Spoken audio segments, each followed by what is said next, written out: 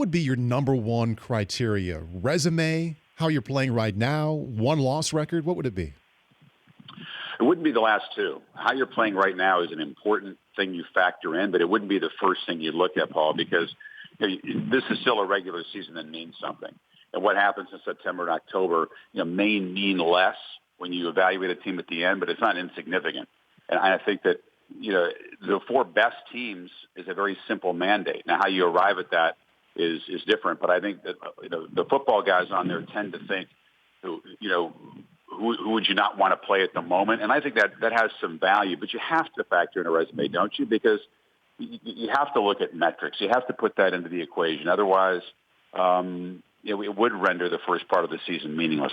When people say USC belongs in the playoff, they're certainly in the camp that believes that, right now with Sam Darnold at quarterback, with the defense coming together, that's a nasty team to try to face. And while I agree with that, I still have a problem, with just rolling off 3 losses that they have. I mean, I never imagined that we'd be talking about a 3-loss team right in a 4-playoff bracket. If you expand to 8, you're talking about teams that have 2-3 losses most years, and that's why a lot of people don't like the idea of expanding. Right. I mean, most probably do, but those who don't feel like, well, we don't want to have teams in the playoff that have taken 3 losses. And yeah, USC took on a tough challenge, and they played the ultimate opponent in Alabama early, and that certainly needs to be considered. But it wasn't a competitive game. I call that game, and as much as they've improved, I have a little bit of a hard time saying that that's one of the 4 most deserving or best teams right now.